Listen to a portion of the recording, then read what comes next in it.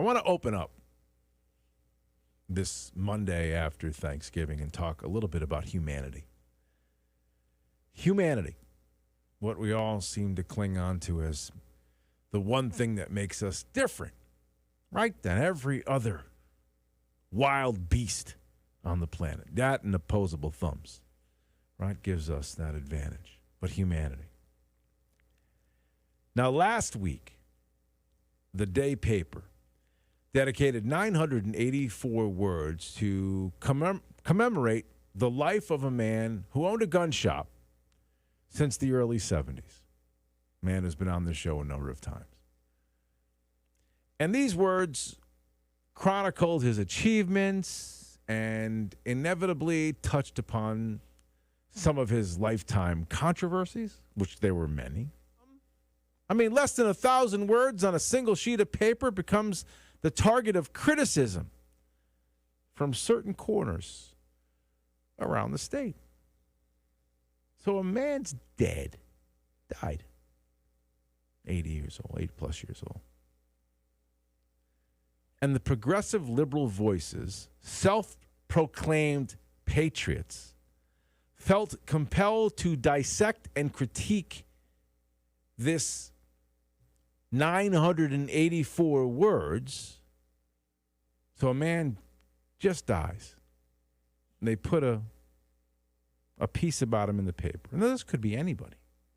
It doesn't have to be Rando from Ron's Guns. It could be anybody.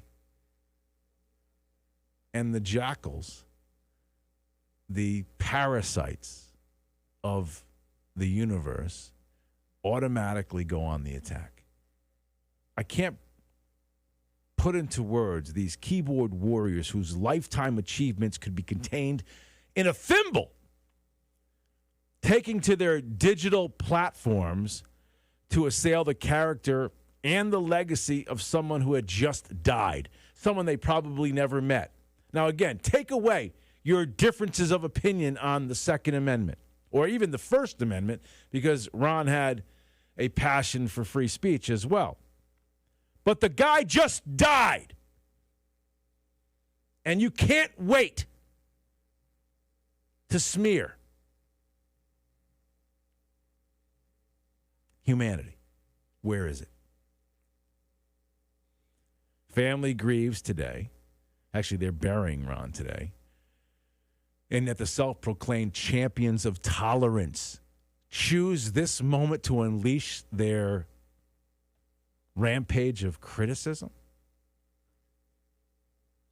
Now, some comments, I guess, I'm assuming this, were so egregious that the day paper, in fact, I guess they editorialized them, and due to editorial responsibilities, removed them. Like the first 4 or 5 comments about it were so egregious, they took them down after a man had just died.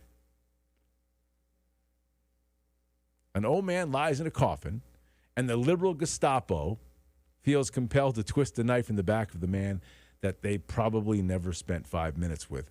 While his family, right, his multiple kids and who knows how many grandkids, he's got like 20, may pick up the paper to read about grandpa, and their eyes go down to the comment section and they read all these horrible things. Now, again, free speech. You absolutely have the right to say what you want. Absolutely. And I defend it. Tunnel vision. Intellectually infantile attacks on a dead man. That highlights the divisive nature that has gripped our society. You want to know why we're at each other's throats? Because people like you. Because people like you. You know who you are because you're listening to me right now. How pathetic is that? This mighty party of intolerance is disgraceful. And remember one thing, karma is wicked. You understand that? I'm not saying your First Amendment right should ever be infringed, but how pathetic is it of you to go on the attack of a guy you don't even know? Now, if you knew him and you didn't like him, okay, that's your business. But man, I see it time and time and time and time again.